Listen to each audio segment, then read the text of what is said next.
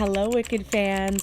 I am so excited because the Wicked for Good trailer is officially out, and I'm going to be going over it today, breaking it down for you, and this will contain no spoilers. However, if you don't want to know anything about what happens in Wicked for Good, I would suggest you keep on scrolling. Okay, so now that everyone's here, if you have not watched the trailer yet, I am going to suggest that you leave this video, go watch it, and then come back, because I will not be reacting to the trailer, okay? This is just gonna be discussing and going over it. So without further ado, let's get into it. Okay, so we start on a shot of broken glass, and then we have Glinda saying, Alphaba Throp, I know you're out there. Show yourself before the monkeys basically see you.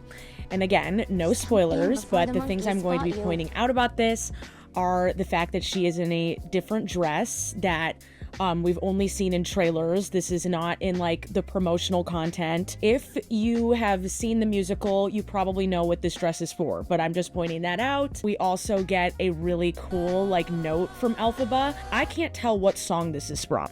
So if anyone knows which song this is from, let me, or if you think, you know, maybe it's from the new song, but let me know in the comments. I also just have to comment that Glinda's hair looks fabulous. Then we get the overview of the Universal Pictures in that same like old Hollywood kind of style. Okay, then I love what's after that. Okay, so we get to hear part of No Good Deed, I died, and then we get to see a little bit of like Alphaba's lair that like sounds super evil and like diabolical, but like you know what I mean. It looks like she's practicing some magic, and then she says, you know, this is between us, this is between the wizard and I. Perfect callback to the first film.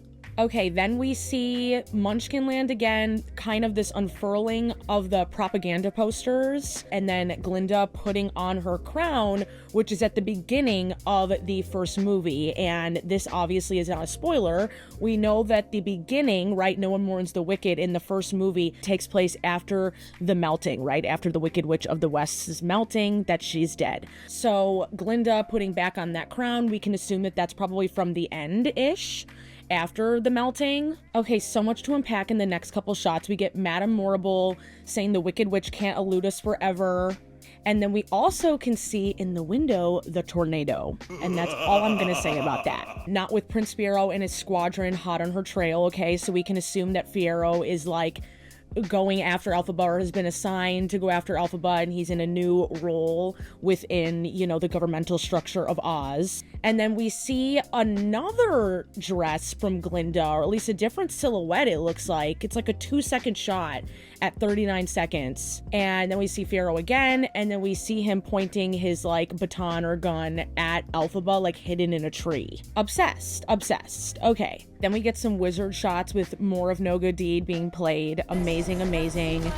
And we see the Yellow Brick Road, Alphaba touching the Yellow Brick Road, and then we get this awesome detail. So again, I don't really count the songs as spoilers because everyone, you know, knows the songs, and if you don't know the songs, you're not going to understand what I'm saying. We know that the dress that Glinda is wearing is definitely during Thank Goodness, and I would bet that this is going to be after Thank Goodness, this Our Wizard Lies. But what is awesome about this is that this to me shows an incorporation or a sneak peek at things that we might get that have to do with the Wizard of Oz, right? Because in the stage production, you can't do something like this, but in the original Wizard of Oz, there are a bunch of scenes, I think she does it like maybe like once or twice, of the Wicked Witch flying through the air and like creating, you know, like words or whatever in the sky. I think one of them was like, give me Dorothy or something like that. So I am like stoked that they're incorporating this into the movie, and this is something that they can do with the movie. Okay, then we see an amazing badass Alphaba fly down onto the ground, and then Glinda says they're coming for you. And then we see the pitchforks and the marching, and I feel like this is definitely during March of the Witch Hunters. We hear the first snippet, like actual snippet of For Good, and look at me, I'm like tearing up because that song, like I can't without fail, I listen to that song, I cry. So this was just like absolutely incredible to hear. We get a pretty big like chunk of it. I feel like we get like at least like 10 seconds of the song, and so I don't want to cry on camera, but you know, that's we get it. And we see Glinda ascending the stairs in her bubble dress. I also am predicting that this is after the melting. Again, that's not a spoiler because we know the melting happens at the beginning of the first movie. I don't need to say that again. And then we see Elphaba looking at the note that Glinda wrote her in the first film, right? I hope you get what your heart desires, Galinda. And I thought that was a cute touch. So it's obvious the movie is gonna be long, and Act 2 of the show is not as long as Act 1. So we already know that they're gonna have to add stuff and fill stuff. But I do feel like something that I'm already noticing that I'm really stoked about is solidifying their friendship and their bond in this part 2, right? In Act 2. It's not that I don't think that their bond in the musical per se isn't strong by the time we get to Act 2. It's just that there could always have been like more scenes with them and everything. And again, I think it's tied up beautifully, but Act 2 is notoriously rushed, and I just think that this is already showing that they're expanding on a bunch of stuff, which I love. Okay, then we get another little Elphaba and Glinda moment that we actually saw a sneak peek of in No One Mourns the Wicked in part 1. And people were like, where the hell is this? That was not in the deleted scenes, you guys. I knew it. They're saving it for this movie. They're definitely gonna do a flashback of some sort. Like, we don't know what John M. Chu's plan is. Like, be so serious. We get Glinda saying to Elphaba, you know, think of what we could do together again. Love it. The dress that we're like, what the heck is that from? I think by watching it, you can maybe deduce what's happening, but I won't say anything or I won't spoil anything for people who know absolutely nothing.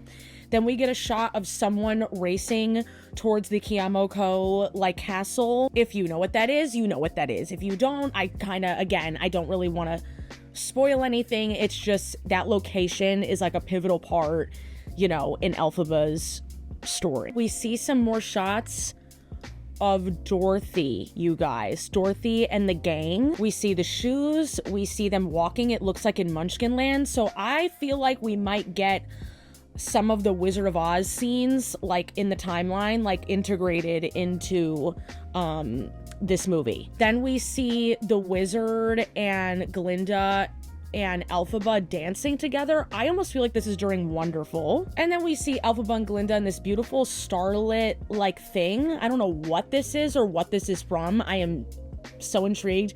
Maybe it's one of the original songs. We see the monkeys flying again. Same shot from like the beginning of the movie, of part 1 I meant. We see the wizard again, and he's saying, bring me the broom of the Wicked Witch of the West. So that's from Wizard of Oz. We don't see Dorothy's face at all or anything. We also barely see Scarecrow and Tin Man, and we do see the Cowardly Lion being cowardly. Then we see Pharaoh and Elphaba stand off, but he's clearly on her side because he tosses her broom and he points his gun or staff or whatever at the wizard. And he's like, I have changed. Because she says, I thought you changed. Animals, it looks like in the wizard's castle. I don't know what this is from. This is very interesting. Which, okay, tells me that they're going to be caring about the animal liberation plot, which is severely, like, undercut in the original stage production. Like, I feel, if I can remember correctly, I've seen it twice, and then I've watched like a billion times. And from what I can remember, there's, like, literally one mention of the animal plot and its relevance to the story.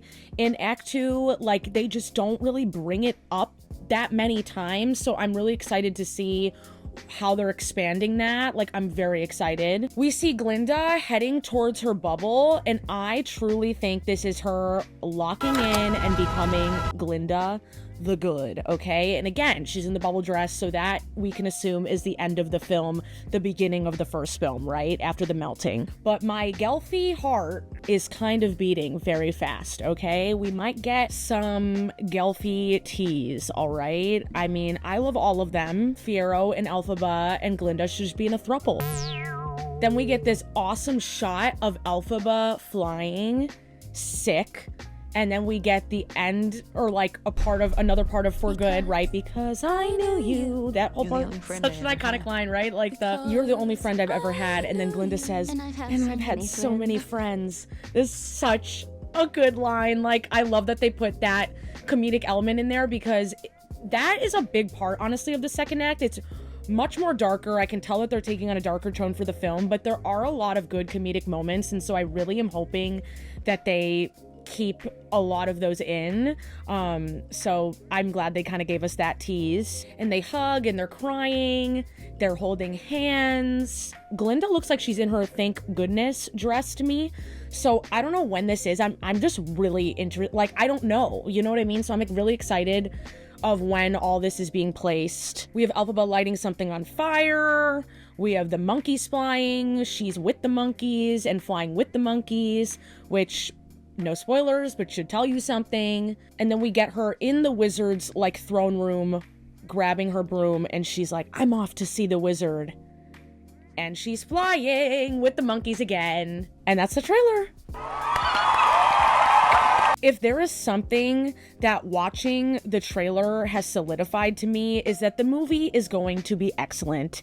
One of the main critiques that people had in the first movie is that the colors were so subdued. I don't agree with that point, and I have a whole other video on my TikTok about it, if you are interested. If there's anything that this is showing me, I feel like they really are like revving it up, okay? Like I said, the color I think looks a little more vibrant. The tone I can tell is obviously a lot more serious, and John M. Chu has talked about that, but it just looks so friggin' good. And in the time from, you know, today to when the Wicked movie happens, I definitely will be making more Wicked videos. So if you want more opinions and analysis from myself, I would be so grateful if you subscribed. And let me just introduce myself before I go. Hi, I'm Stella, and I make videos about all things media. That is movies, books, and television, and I also make the occasional beauty, lifestyle, hair videos. So if that is your jam, again, I would love to have you join my community. But let me know in the comments the things that you caught about the Wicked trailer or any other thoughts that you have, and let's discuss. Thanks for watching, guys. Bye.